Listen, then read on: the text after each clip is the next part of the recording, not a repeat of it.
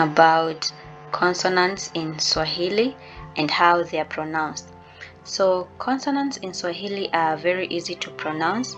Reason being, they adopt the R sound, the R sound at the end. So they give that consonant sound by adopting the R sound. For example, B would be pronounced as ba, ba. So an English example is bad, and the Swahili example is baba. So they adopt the R sound at the end. Okay. Now, C is very special. So C is never found alone in Swahili. It is always accompanied by H. So C and H. All the Swahili words that have C, they have H. Okay. So the CH combination will give you the cha sound. Cha. A Swahili example here is chafu and chakula. Chafu, chakula. So chafu is dirty, chakula is food. So C is never found alone.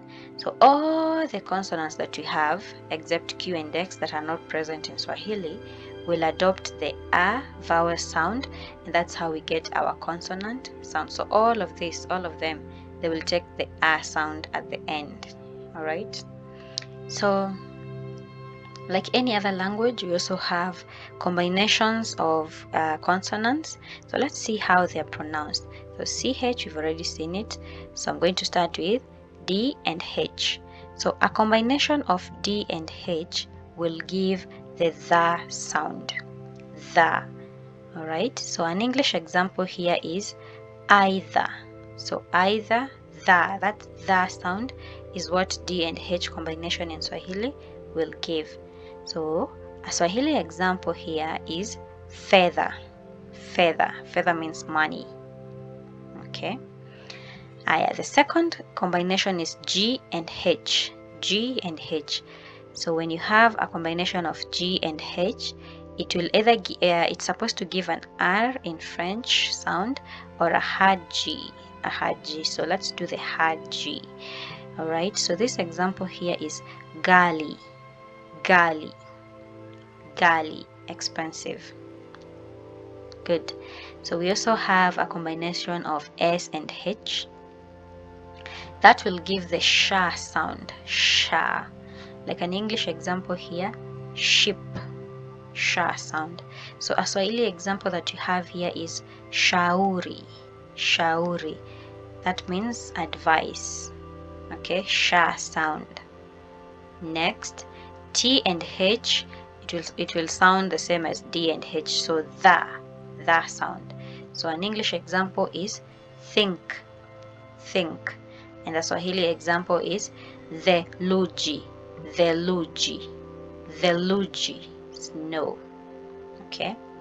So when you have a combination of NG with an apostrophe, this one is pronounced differently. So let me show you. So we have two combinations here. We have NG that has an apostrophe and NG that lacks an apostrophe. So these two, they are pronounced differently. So NG that has an apostrophe will give the nga sound. Like an example in English, sang, hang. Sang, hang.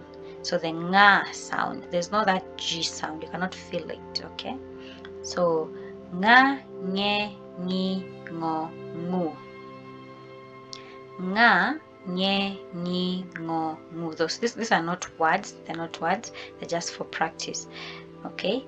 Nga, nye, ni, ngo, ngu. Okay?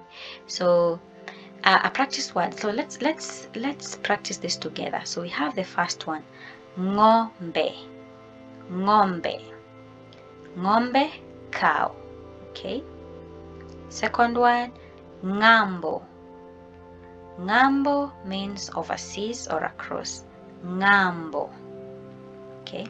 So let's see the difference now. The letter NG without an apostrophe will give the nga sound. Like this examples here in English. Finger, hanger. So you see, nga, finger, hanger. So these ones will be pronounced as this way.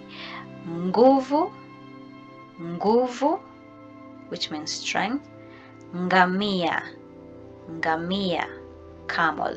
So this one's, we have that G sound, not that much, but it's there. Here, there's not that G sound, okay? So these two, they're pronounced differently, all right? We also have a combination of NY, okay?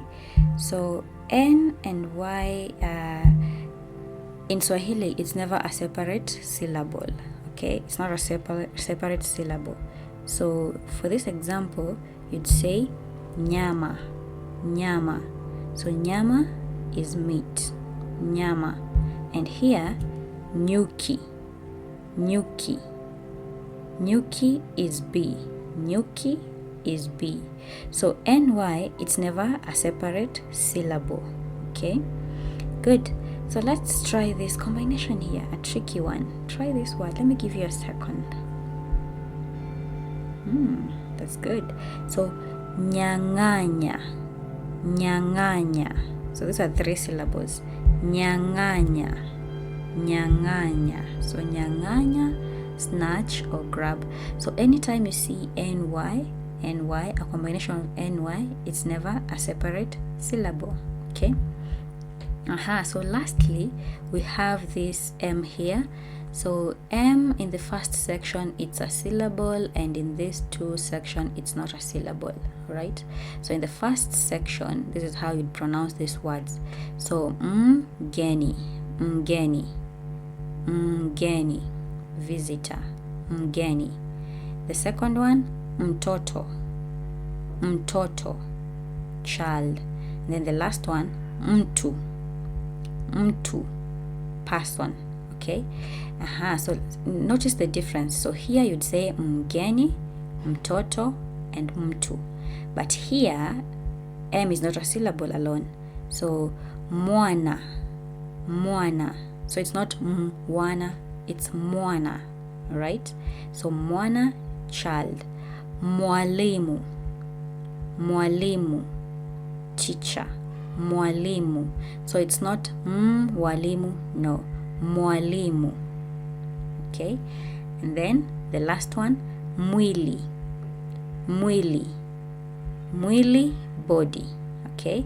Now the last section, mbavu, mbavu, mbavu, rib.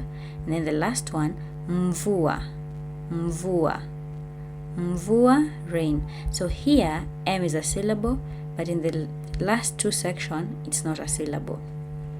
Good.